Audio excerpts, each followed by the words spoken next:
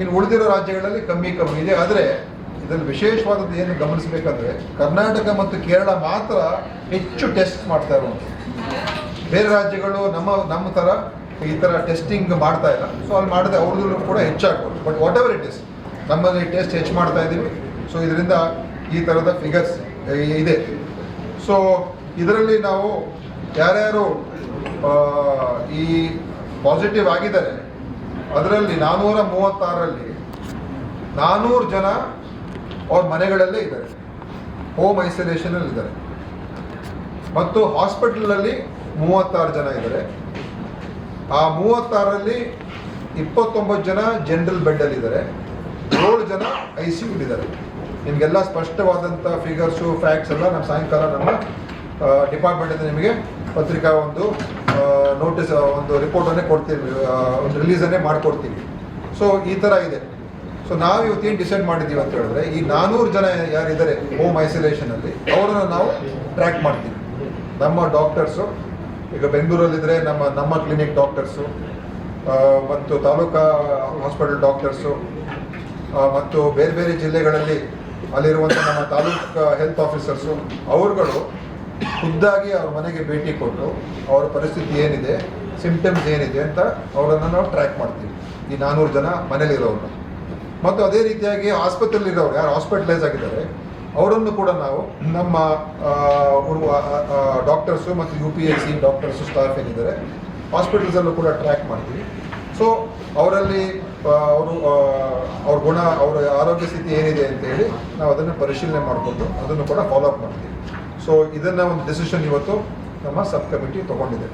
ಮತ್ತು ಎಲ್ಲ ನಮ್ಮ ICUಗಳೇನಿದೆ, ಟೆಲಿ ICUಗಳು ಅದೆಲ್ಲವನ್ನು ಕೂಡ ನಾವು ಈಗ ಪ್ರತಿಯೊಂದು ಕೂಡ ಇನಿಷಿಯೇಟ್ ಮಾಡ್ತಾ ಇದ್ದೀವಿ. ಎಲ್ಲ ಕಡೆ ಯಾವುದೇ ನಾಳೆ ICU ಅಗತ್ಯತೆ ಇದ್ದರೆ, ಯಾಕಂದರೆ ನಮ್ಮಲ್ಲಿ ಎಲ್ಲ ಕಡೆ ICU ಬೆಡ್ಸ್ ಮಾಡಿದ್ದೀವಿ, ತಾಲೂಕುಗಳಲ್ಲಿ ಮಾಡಿದ್ದೀವಿ, ಜಿಲ್ಲೆಗಳಲ್ಲಿ ಮಾಡಿದ್ದೀವಿ.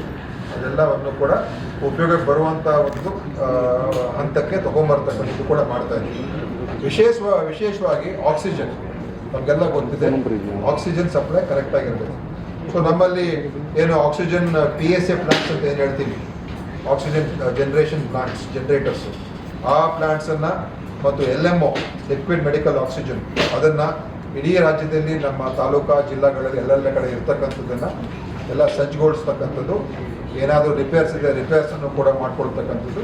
ಕೆಲವು ಕಡೆ ಅದಕ್ಕೊಂದು ಲೈಸೆನ್ಸ್ ಬೇಕಾಗಿದೆ, ಕೆಲವು ಆ ಲೈಸೆನ್ಸನ್ನು ಕೂಡ ಪಡ್ಕೊಳ್ತಕ್ಕಂಥದ್ದಕ್ಕೆ ನಮ್ಮ ಚೀಫ್ ಇಂಜಿನಿಯರ್ ಹೇಳಿದ್ದೀವಿ.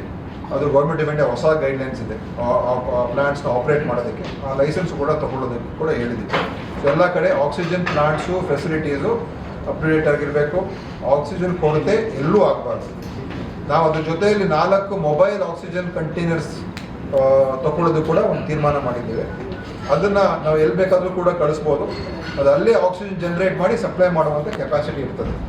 ಯಾವುದೇ ತಾಲೂಕು ಇರ್ಬೋದು, ಯಾವುದೇ ಗ್ರಾಮೀಣ ಪ್ರದೇಶ ಇರ್ಬೋದು, ಎಲ್ಲೇ ಇರ್ಬೋದು, ಅದು ಆಕ್ಸಿಜನ್ ಸಪ್ಲೈ ಮಾಡುವಂಥ ಕೆಪಾಸಿಟಿ ಇರ್ತದೆ. ಅದು ಆಸ್ಪತ್ರೆಗೂ ಕೂಡ ಕೊಡ್ಬೋದು ಆಕ್ಸಿಜನ್ನು, ಅಥವಾ ಮನೆಯವರಿಗೂ ಕೂಡ ಆಕ್ಸಿಜನ್ ಬೇಕು ಅಂದರೆ ತೊಗೊಂಡು ಹೋಗ್ಬೋದು. ಸೊ ಈ ಥರ ಒಂದು ಮೊಬೈಲ್ ಆಕ್ಸಿಜನ್ ಜನರೇಷನ್ ಪ್ಲಾಂಟನ್ನು ಕೂಡ ತೊಗೊಳ್ಳೋದಕ್ಕೆ ತೀರ್ಮಾನ ಮಾಡಿದ್ದೀವಿ. ಸೊ ಅದ್ರ ಜೊತೆಯಲ್ಲಿ ಈಗ ಎಲ್ಲ ಮಾಕ್ ಡ್ರಿಲ್ಗಳನ್ನು ಮೆಡಿಕಲ್ ಎಜುಕೇಷನ್ ಡಿಪಾರ್ಟ್ಮೆಂಟ್ ಅವರು ಮಾಡಿದ್ದಾರೆ. ಅವರ ಆಸ್ಪತ್ರೆ ಎಲ್ಲ ಫೆಸಿಲಿಟೀಸ್ ಏನೇನಿದೆ, ಬೆಡ್ಸು, ICU ಮತ್ತು ಪೈಪ್ಲೈನ್ಸು ಎಲ್ಲ ಅವರು ತೀರ್ಮಾನ ಮಾಡಿ ಅವರು ಎಲ್ಲ ಮಾಕ್ ಡ್ರಿಲ್ ಮಾಡಿದ್ದಾರೆ, ನಾವು ಮಾಡಿದ್ದೀವಿ.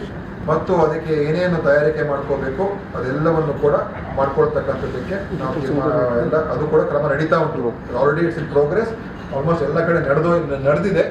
ಅದಕ್ಕೆ ಏನೇನು ಕ್ರಮಗಳು ತೊಗೊಳ್ಬೇಕು ಅದನ್ನು ಕೂಡ ನಾವೆಲ್ಲ ಮಾಡ್ತಾ ಇದ್ದೀವಿ. ಸೊ ಅದು ಒಂದು ಇವತ್ತಿನ ದಿವಸ ಚರ್ಚೆ ಆಯಿತು. ಆಮೇಲೆ ಜೀನೋಮ್ ಸೀಕ್ವೆನ್ಸಿಂಗು ಅದನ್ನು ಈಗ ನಾವು NIV ಪೂನಾ ಮತ್ತು NCBS ಅಲ್ಲಿ ನಾವು ಸದ್ಯಕ್ಕೆ ಜೀನೋಮ್ ಸೀಕ್ವೆನ್ಸಿಂಗ್ ಮಾಡ್ತಾ ಇದ್ದೀವಿ. ಹೆಚ್ಚಿನ ವಿಡಿಯೋಗಳಿಗೆ ಪ್ರತಿಧ್ವನಿ YouTube ಚಾನೆಲ್ ಸಬ್ಸ್ಕ್ರೈಬ್ ಮಾಡಿ, ಬೆಲ್ ಐಕಾನ್ ಕ್ಲಿಕ್ ಮಾಡಿ.